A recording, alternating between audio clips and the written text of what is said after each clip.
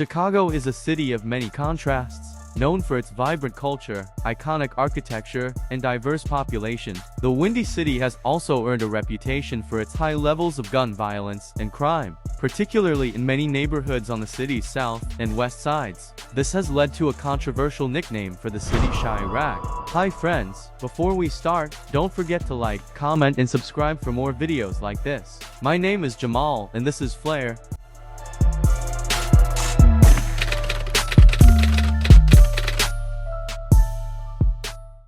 The term Chiraq emerged in the early 2010s as a way to draw attention to the alarming levels of violence in the city of Chicago. The name is a portmanteau of Chicago and Iraq, and was coined by Chicago rapper King Louis in a mixtape titled Drilluminati in 2012. The King Louis mixtape and the term gained traction in the city's hip-hop community, particularly in the subgenre of drill music, which originated in Chicago. King Louis in drill music is known for its gritty lyrics and focus on violence, and has been criticized for glorifying gang culture and contributing to the city's high crime levels. However, some artists argue that drill music reflects the harsh realities of life in Chicago's most disadvantaged neighborhoods far away from Wicker Park, Lakeview, and the Gold Coast, providing a voice for those often marginalized and ignored by mainstream society.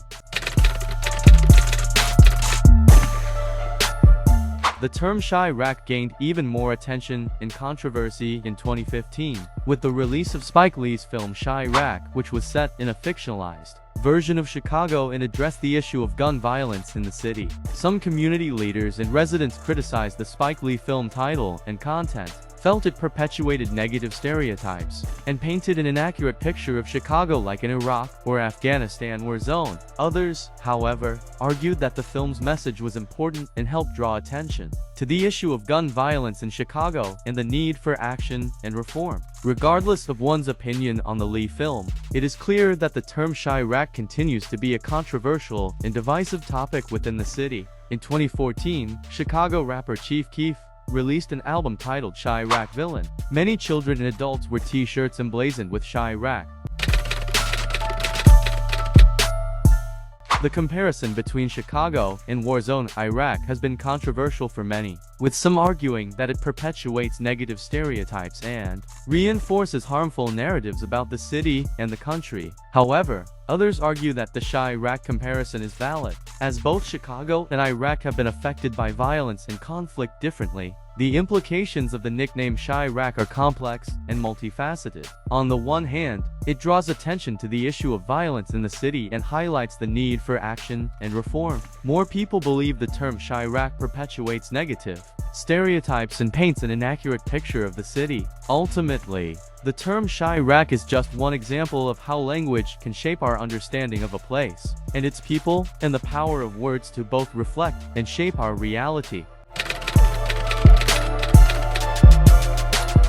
In February 2012, the term Chiraq was added to Urban Dictionary to describe Chicago's violent history and high crime rates. 2 years later, the term gained mainstream popularity when it was featured in Nicki Minaj and Lil Urb's single Chiraq, which has since been streamed over 8 million times on SoundCloud. However, the Spike Lee Chiraq term also sparked controversy and backlash from some Chicago residents who felt it unfairly portrayed the city and perpetuated negative stereotypes. In mid-April 2014, a group of young people launched an anti-Chiraq campaign, arguing that the term glorified war-zone violence depicted in the Spike Lee film did not accurately reflect the city's many positive attributes.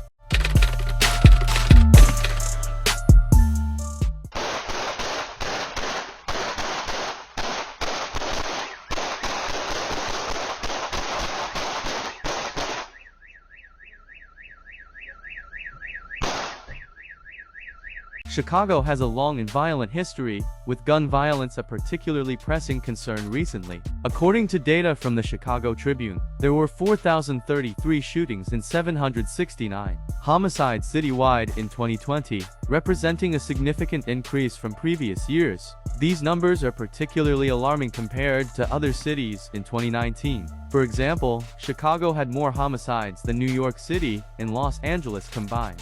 Violence is not evenly distributed throughout Chicago, particularly affecting certain neighborhoods. These include neighborhoods on the south and west sides of the city, such as Englewood and Austin, where poverty and lack of access to resources and services are particularly acute. The city of Chicago has implemented various initiatives and policies to reduce gun violence and improve community relations. Programs like the Chicago Police Department's Ceasefire Initiative, which focuses on community engagement and conflict resolution, and the city's gun violence reduction strategy, which includes several targeted interventions to reduce violence in high-risk areas. Chicago Mayor Lori Lightfoot has also made addressing violence a top priority, calling it a public health crisis, implementing several policies to reduce access to firearms, and increasing community involvement in reducing violence.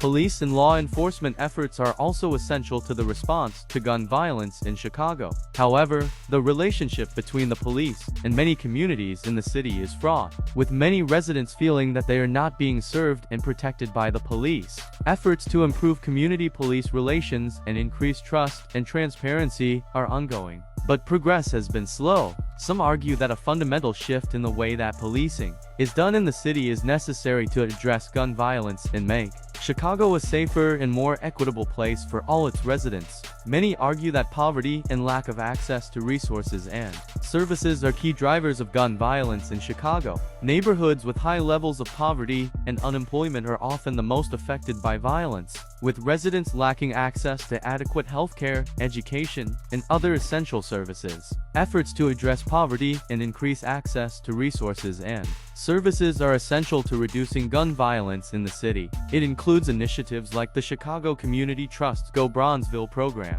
which aims to increase economic opportunities and access to resources in the Bronzeville neighborhood on the south side.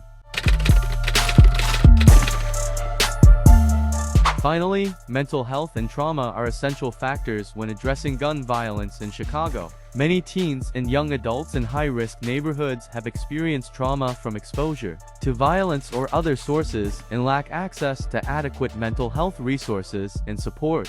Initiatives like the Chicago Urban League's Youth Health Service course and the Sinai Health System's Violence Recovery Services are working to address this issue by providing resources and support for young people in need. The issue of gun violence in the city is complex and multifaceted, requiring a comprehensive and collaborative approach to address it. There is no one-size-fits-all solution to reducing gun violence, from community-led initiatives and government policies to education and mental health resources.